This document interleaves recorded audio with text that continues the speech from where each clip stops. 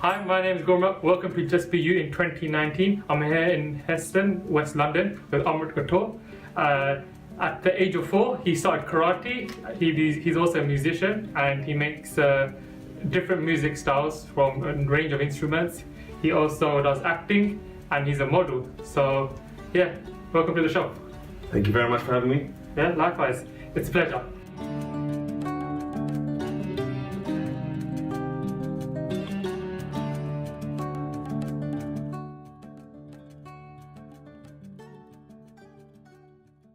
I was thinking about motivation, purpose, and adversity.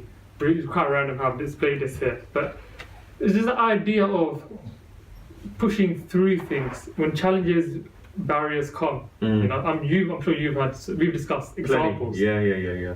What do you do in the times where you've got to push through certain barriers that maybe you've never come across before? Like it's a new comfort zone. You got or old comfort zone you just got to break through, or you just got to stay persistent, knowing just outlasting the situation will get you where you are. How do you deal with that? I think the ability to have a mindset to never ever give up, perseverance, you know. And again, I think that's been drilled into me from a young age. From a very young age, you know, we would be doing examinations, gradings, and it was so hard, and my body's hurting, and I'm sweating, and I'm thinking, oh, I don't want to do this anymore, and I got kicked in the groin, I got kicked in the stomach, and I'm saying, oh, I don't want to do this anymore, I'm giving up. And it was moments like that in life that where you receive so much pain, physical pain or mental pain, whatever it is, and you've been trained to not give up and to not stop. Yeah. And that's helped me through. I mean, for example, just 2 weeks ago, I injured my ankle, and you know the tendon in the ankle, and it swelled up like a massive rugby ball. Yeah. But you know, I didn't use that as an excuse to stop. You know, and I continue, and I go to the class, and I make sure I'm teaching, and I'm setting the example for the students. I've got 3 prolapse discs in my back, L4, L5, S1. You know, and I was told by the neurosurgeon that I have to pick, I cannot do karate anymore. I have to choose whether to do it, whether not to do it. And I've chosen to stick at it and to not stop. I've tried to be a bit more mindful of the situation that I'm in to make sure I don't have any problematic issues with my health. But, you know, I have this thing in my head where I can't give up and I shouldn't give up. And giving up is only letting down myself, not anybody else. And sometimes you have yourself in situations where it's not so much the pain element, it's not so much the hardness of the task. It's more to do with out of your comfort zone, like you said. And if I find myself in a situation like that, I just don't think, I just do. I don't think about it. The more you think about something, the more you put yourself in a situation where you're thinking, you know, what are they going to say? What is this person going to say? What that's person going to say? I try my best to isolate my mindset and concentrate just on, you know, depending on how severe the situation is and how, or, you know, overwhelming it is, you concentrate on your breathing and remember that you're doing it for yourself, not for anyone else. So true. The day you start thinking about what other people think is the day that you will start to slow down in your progression and you start to become hindered in your mindset. It's important to be wary of other people for many reasons. Obviously, to be courteous to people and to know that, you know, to be selfless, not to be so self-minded. But there's a different element of you know, consciousness which you can start to tap into, which is not on the same wavelength as what we've just mentioned in terms of, you know, it's not selfish things like it's more for spiritual, mental, and development for yourself. To remember that you're not here to try to impress or to do anything for anybody else. So true. It's for yourself to build that. And remember, when you do that, so say for example, you know, the skills that I've achieved today for martial arts, let's just say, you know, I'm at a point now where I can say confidently that my martial arts has become selfless. Okay.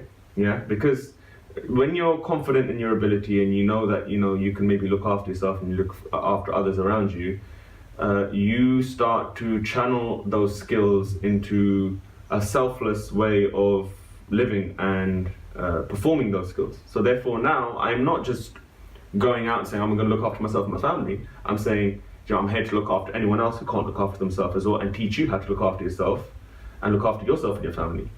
So you start walking around in community, not as a Superman, but you know, as a person who can stand up for something when something is not right and there's injustice displayed in front of you. I mean, I remember just 2 months ago, there was a situation outside a fish and chip shop in Heston. Yeah. And there were two guys beating up one guy because he wouldn't give them the keys to his van, and they had like poles in their hands, and everybody was really scared and they didn't do anything. They were very quiet.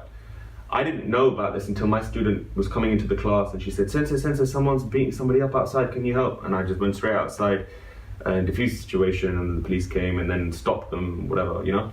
But I was surprised at the fact that, you know, there were a lot of people who were just standing and watching, but then again, you can't blame them because we live in a society where now anyone's carrying a knife, so you don't want to get involved. So sometimes it's a responsibility that you take on to help others.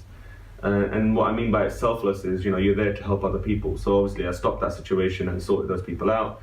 And, you know, there was no harm done to him. At that, well, they did some, but, you know, no excessive harm after I intervened. So, yeah, I think that it's kind of spiraled off into something else, hasn't it? But, yeah, no, I think it's important, you know, when you find yourself in a situation like that, where, you know, you're out of your comfort zone, to kind of push through with it. The reason why is because one day, if you do push through with it, and you keep pushing through with it, you'll be making change in someone's life, and you'll be able to help someone. Yeah. And had it not been for me pushing through those barriers and those moments in my life, maybe I wouldn't have been able to help that person. Yeah. So I've managed to link the two, although we spiraled off. But I think that's why I think it's important, is when you find yourself, you know, in that situation, remember the depths of where it can go, where your progression can go, and how it can help other people. Yeah. Oh, that's really interesting, actually. It's all about application. The more you push through comfort zones, it's more of a responsibility as well. There is, yeah, more responsibility, a heck of a responsibility, and I know how that feels. So it's always on your head. How do you feel in front of your class sometimes? I know you're that responsibility. Yeah. You said you've got to lead by example. So what do you try to look at yourself when you go into a class? Do you think, okay, I need to present myself in a certain way? How should I connect with my students? How do you want them to see you? So yeah. I want them to see me as I am, and I always try to be as transparent as I can. Authentic. Yeah. I always try to be as transparent as I can, and I try to be as honest as I can. And I think being an honest character in life is something so seldom, you know, it's very rarely come across these days. So I think it's important to be yourself and not try to be anybody else other than yourself. I think, you know, we're moving into a day and age where social media is encouraging people to try to post themselves as something they're not, and post, you know, their lives and then exaggerate it and, you know, paint a picture of how I am. But I think it's really important to just be yourself, and you know, let others see you for who you are. So when I'm in the class, I just be as honest with myself as I can, transparent as I can. The responsibilities that come with what I do is just always being there from day one. I've accepted that, and I know that that's the case because I've seen my father, my sensei, and he's had just a massive responsibility, and he still does. And there's thousands and thousands and thousands of people who've looked up to him and still are looking up to him, and he's helped over their life. And I know that because he can't walk down the high street without someone saying, Sensei, do you remember me? Do you remember me? You've changed my life. Do you remember me? What you told me when I was young? And he remembers all their names. He knows them by their faces. And it's me as a kid seeing this, you know, seeing the change that someone can do to someone's life. You know, so much so people are saying that if it wasn't for you, you know, I would have maybe taken my life or something like that. So there's loads of different struggles that people have in life. Yeah. And they don't know who to talk to or who to turn to, and sometimes it's just that right person. Because in the dojo, it's not just, we don't just teach you punching and kicking. It's a very therapeutic place to be, and it's a very philosophical place. It's very philosophically driven. Yeah. So it's all about how to become a better person, how to help others, and that's what I mean. I think that's why it's had a massive impact on my music and my acting career and just generally me as a person. So yeah, I think the responsibility that comes with it, I've always seen that from my dad, and I've always seen, you know, the responsibility he's had. So I've kind of like following his footsteps and stepping in his path, you know, in his boots, so in his shoes. You know, it's really interesting. I've come across many people with a story where they've either been in the military or done martial arts. Every single one of them, once it reflects in their life generally, it's more about, especially like from a successful perspective as well.